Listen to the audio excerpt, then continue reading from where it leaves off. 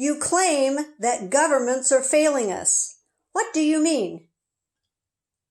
I mean that they're failing us. They're failing us at the highest level and at the local level. And it's amazing. They don't solve problems. They don't even get started to solve problems. And you can take 3 examples of situations we're in right now. Let's start with the pandemic. Now, I am not one of those who is going to criticize all of the leaders at the national, state, and local level for having failed in one way or another. That was to be expected. We were suddenly hit with a catastrophe, totally unexpected.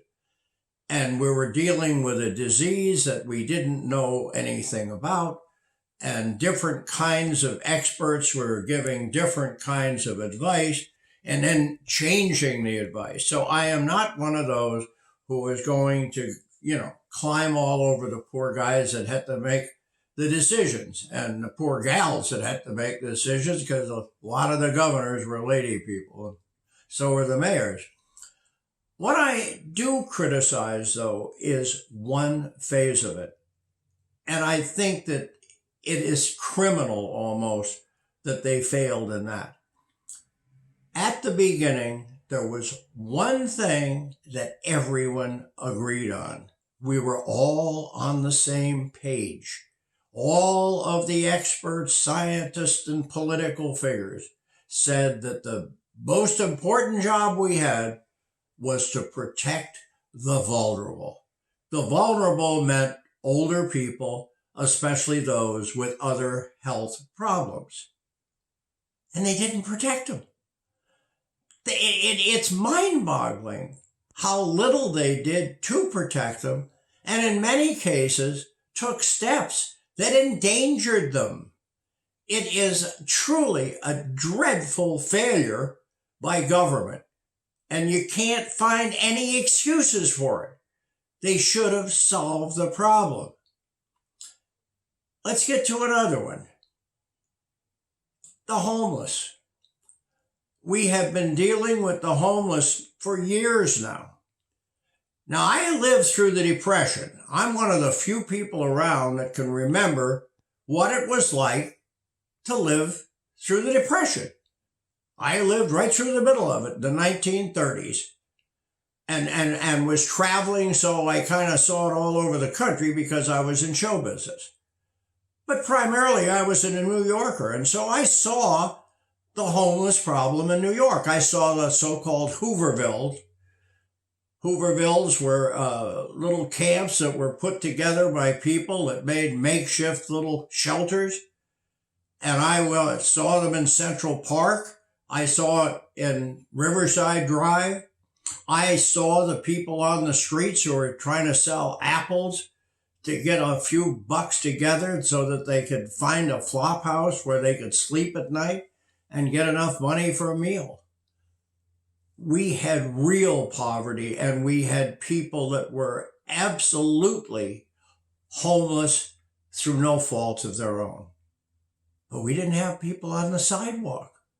We didn't have used needles and human waste on sidewalks where we all had to walk. We had the Hoovervilles. We had the problems. For example, the Bowery in New York, and that was duplicated in cities all over the country. That was the place of last resort if you were poor. You went down to the Bowery. There were what they call flop houses down there, where for a few cents you could rent a bed for the night. And if you got as far as the Bowery and you didn't even have the money to get a bed in the flop house, then you could sleep out on the street, and the police wouldn't bother you. But they found a way to go to the toilet without doing things on the street. And what have they done? For months, they do nothing. And then they finally do things that are just grotesque. Putting the homeless into hotels, putting the drug addicts and the mentally incompetent into hotels with with other people destroying the hotels. That was their answer. After doing nothing for months, we put people in a hotel or a motel. Absolutely ridiculous. Now, I can give you a suggestion what to do. If I was on a city council somewhere with a homeless problem, the very first minute that I was sitting at my first meeting, I would come up with my suggestion on what we do about the homeless. You go find suitable areas and then you build barracks, like the thousands of barracks we had in World War II. And they were built overnight. They were made of wood and they were built overnight. It was that quick. You could have 120 men on the upper floor and 120 men on the lower floor. And you had enough showers so that everybody could take a shower. And in some cases, they broke the barracks, the exact same buildings. They broke them into little apartments, especially after the war. So when I talk about barracks, I know all about them. I've lived in them. I lived in them while I was in the service as a single man. And on the day that my firstborn, my daughter, was born, we moved into a little apartment at a barracks, the exact same kind of barracks that I was in as a serviceman. There was an abandoned barracks at the end of Floyd Bennett Airfield, at the very end of Brooklyn. I lived there for a couple of years. It was soft. The apartment was nice. We had no problem with that. My big problem was that we had to take a bus from where I was to the last stop of the subway and then ride into New York where I worked.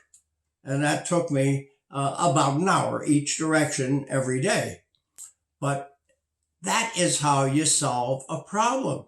You go and you do something about it. By the way, besides building the barracks, you produce jobs because you'd need people for security. You'd need people to clean the place up. You'd need people to keep the books. And so you could solve the problem at a lot cheaper rate than they're spending on putting people in hotels. And then you get to one other major problem that I can point out, and that is global warming. Now, I'm not going to go into the arguments about how much of it was caused by man, what we can do about it long range to stop the temperature from getting higher. I'm not going to talk about that, and I will not criticize people over their stand on climate change. People can take whatever position they want. But one thing should have been done, and that was prepare, because there was general agreement long ago. Certainly most of the people, the overwhelming majority of the people who govern, they decided over 20 years ago that we were going to have global warming. Now, I know a little bit about civil defense, because civil defense basically is where you start to defend against global warming. I gave a number of speeches. I was involved for several years. I gave speeches all over the country. In one case, a 3-day conference in London, sponsored by the United Nations and the Red Cross and the Red Crescent. I was not only one of the speakers, I was the chairman of one of the 3 commissions. And in another case, a speech that I gave in the United Kingdom was reprinted in one of their magazines, and it was reprinted all over the world, including the United States. So I have some background in civil defense. The biggest problem in civil defense preparedness is that people don't want to spend money on something that may not happen. In fact, in many cases, probably won't happen. And so they'd rather spend their tax money on problems that they are trying to solve right now. But we do have an advantage here, because the problem is obvious in the sense that we're having very hot forest fires, the hottest on record. Now, what have they done after all the talk, all the warnings about the coming climate change that's going to rise the sea level, that will cause more and bigger forest fires? They didn't do anything really. They didn't train a whole lot of new firefighters. They didn't train men in, for example, volunteers of all kind, and that would include volunteers in prison, criminals who are nonviolent, who are not a threat if they're outside the prison for a short time. Many have been used, but a lot more could be used, and we certainly could train them so that when the time came, we had this backlog of people behind the regular firefighters.